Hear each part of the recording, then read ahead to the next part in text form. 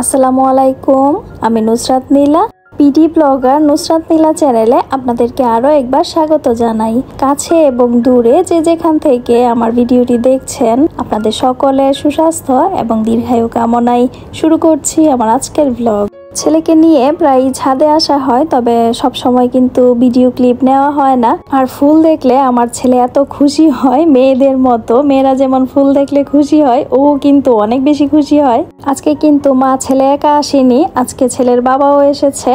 যখন ছাদে গিয়েছিলাম তখন বাজে বিকেল 3:20। এই সময়টাই কিন্তু তাসবির বাবা কখনোই বাসায় থাকে না। সেদিন কিভাবে যেন বাসায় ছিল, তো ছেলের বাবাকে বললাম যে চলো ছাদ থেকে একটু ঘুরে আসি, একসাথে অনেকদিন ছাদে যাই না। ওর বাবাও বলল যে ঠিক আছে চলো। আমি খুব বেশি সময় দিতে পারবো না, 20 থেকে 25 মিনিট থাকবো, 4টার দিকে বাসা থেকে বের হয়ে যাব। আধ ঘন্টা মতো ছাদে ছিলাম, বেশ ভালো সময়টা কেটেছে। আগে কিন্তু হুটহাট দুইজন ছাদে চলে আসতাম, রাত 2টা-3টার সময়ও আসতাম। যাই হোক, সেগুলো বলে আসলে লাভ নেই, এখন তো সেই সময়টা নেই। এখন ব্যস্ততা দুইজনেরই অনেক বেশি বেড়ে গিয়েছে। তাসবির বাবা আগের মতো হয়তো সময় দিতে পারে না, তবে হাজার ব্যস্ততার মধ্যে থেকেও কিন্তু সে আমাদেরকে সময় দেওয়ার চেষ্টা করে। আসলে এটাই উচিত, পরিবারকে কিংবা প্রিয়জনকে একটু সময় দেওয়াটাই কিন্তু অনেক বড় ব্যাপার। তবে তাসবির বাবার কাছ থেকে যেটুকু সময় পাই সেটার পিছনে কিন্তু আমার নিজেরও অনেক বড় ভূমিকা রয়েছে। আমি কখনোই তাকে প্রেশার করি না যে আজকে তোমার ছুটির দিন, আজকে ঘুরতে নিয়ে যেতেই হবে কিংবা শপিং করে দিতে হবে, কিংবা ওকেশন অনুযায়ী আমি তাসবির বাবার কাছ থেকে কোনোদিন কোনো কিছু চেয়েছি কিংবা কোনোদিন আবদার করেছি যে আজকে স্পেশাল দিন কিংবা এই ওকেশন যার জন্য ঘুরতে নিয়ে যেতে হবে। এগুলো করলে দেখা যেত যে একটা সময় তার মনে ঠিকই কিছুটা হলেও বিরক্তি আসতো। সময় পেলে দেখা যায় যে সে এমনিতেই আমাদেরকে নিয়ে যায়। এটা কিন্তু একটা অন্যরকম ভালো লাগা। আমাদের বিয়েটা লাভ প্লাস অ্যারেঞ্জ দুইটাই। আমার প্রিয় প্রিয় আপু ভাইয়াদেরকে কিন্তু আজকে বলেই দিলাম, বিয়ের আগে কিংবা সংসার জীবনের শুরুতে যে অফুরন্ত সময় দিয়েছে সেটা যদি এখন তার কাছ থেকে আশা করি, আসলে সেটা অনেক বড় ভুল হবে। সংসার জীবন, কর্মজীবন সবকিছু মিলে এত বেশি ব্যস্ত হয়ে গিয়েছে, এখন আগের মতো সময় আশা করাও ভুল। যাই হোক, সবকিছুর জন্য আলহামদুলিল্লাহ। নিজের চাহিদাটাকে হাজব্যান্ডের স্বাদ এবং সাধ্যের মধ্যেই সীমাবদ্ধ রাখার চেষ্টা করি। আর সবচেয়ে বড় কথা, হাজব্যান্ড ওয়াইফের মধ্যে যদি বোঝাপড়াটা ভালো হয় তাহলে কিন্তু সংসারে এমনিই ভালো থাকা যায়, সুখ শান্তি থাকে। ছাদ থেকে এসে তাসবির বাবা রেডি হয়ে তো বের হয়ে গিয়েছে, আর ছেলে ঘুমিয়েছে। বিকেলে সে একটু ঘুমায়। আসরের নামাজের পর বিকেলের নাস্তার জন্য চা বানিয়েছি, শাশুড়ি বউ মিলে চা, পেটিস আর সমুচা খেয়েছি। এই তো বিকেলের নাস্তা কমপ্লিট করে বারান্দা থেকে কাপড় উঠিয়ে এগুলো গুছিয়ে নিচ্ছি। ভিডিওর এই পর্যন্ত যারা আমার সাথেই আছেন তারা প্লিজ একটি লাইক দিতে ভুলবেন না। আপনাদের একটি লাইক আমার কাছে অনেক বেশি মূল্যবান। আর যারা নতুন আছেন, যদি আমার ভিডিওর কোথাও কোনো কিছু আপনাদের কাছে ভালো লেগে যায়, চাইলে আমার চ্যানেলটিকে সাবস্ক্রাইব করে আমার পাশে থেকে যেতে পারেন। যারা অলরেডি এই কাজটা করেছেন তাদেরকে অসংখ্য ধন্যবাদ। বিকেল বেলায় কাপড় গোছানোর কাজটা একটু তাড়াহুড়া করেই করি। দেখা যাবে ছেলে যদি ঘুম থেকে উঠে যায়, সে এগুলোকে একবার ফেলবে একবার খুলবে, তো আমার জন্য একটু কষ্টই হয়ে যায়। ও ঘুমানো থাকতে থাকতে আমার হাতের কাজগুলো আমি শেষ করার চেষ্টা করি। আর আজকে জামা কাপড় একটু কম, সেই জন্য ভাবলাম একটু ভিডিও ক্লিপ নেই, আপনাদের সাথে শেয়ার করি। ধীরে ধীরে বসে কাপড়গুলো গুছিয়ে নেই। আর সব সময় তো দেখা যায় যে সকালের নাস্তা কিংবা দুপুরে রান্না বান্না কাজকর্ম এগুলো শেয়ার করি। বিকেলের সময়টা কিভাবে কাটাই সেটা খুব একটা শেয়ার করা হয় না। বেশিরভাগ সময় দেখা যায় যে বিকেলটা এইভাবেই কাটে, হালকা পাতলা নাস্তা বানাই, জামা কাপড় গুছাই। আর আমি কিন্তু ভয়েস দেই বিকেল বেলায়। যেদিন ভয়েস দেই সেদিন আর এই কাজগুলো রাখি না, আগেই কমপ্লিট করে ফেলি। ভয়েস দেওয়ার পর দেখা যায় আমার প্রিয় আপুরা বিকেল বেলা সন্ধ্যাবেলায় ভিডিও আপলোড করে, তো সেগুলো তো ফুল ওয়াচ করতে হয়। যেগুলো দেখা যায় নিউজ ফিডে সামনে আসে সবার আগে, সেগুলো ফুল ওয়াচ করতে থাকি। এই তো এভাবেই একের পর এক চলতে থাকে। রাতে আবার বসি নিজের ভিডিও এডিটিং এ।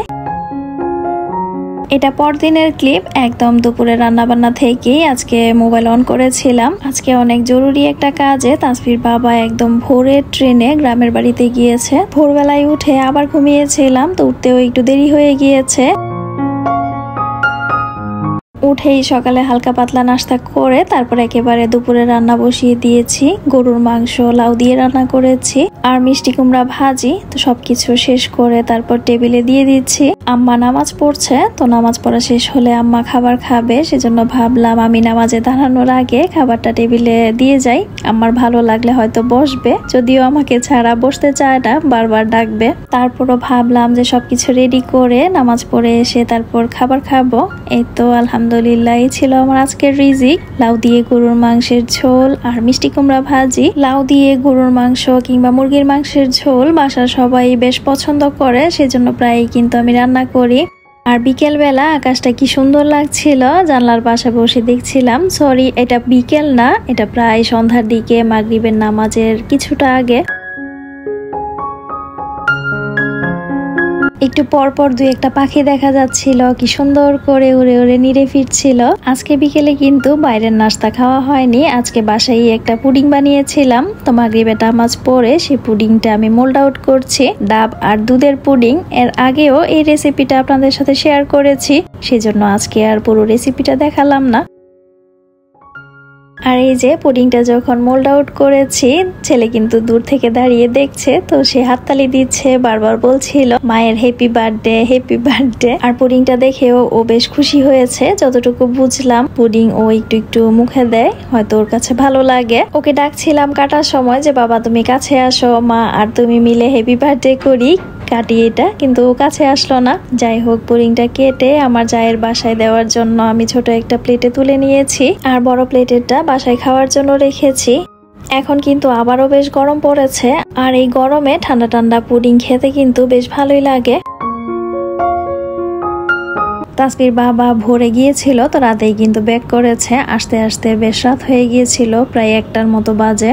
বাবার বাড়ি আর শ্বশুর বাড়ি এক এলাকাতে হওয়াতে কিন্তু সুবিধা অনেক। দুই জায়গা থেকে অনেক জিনিস এসেছে, কিছু ফ্রিজের জিনিস ছিল, দুধ ছিল, তো সেগুলো আমি ফ্রিজে অলরেডি রেখে দিয়েছি। আর এই তো বাবার বাড়ি থেকে গাছের পেঁপে, লিচু এগুলো দিয়েছে।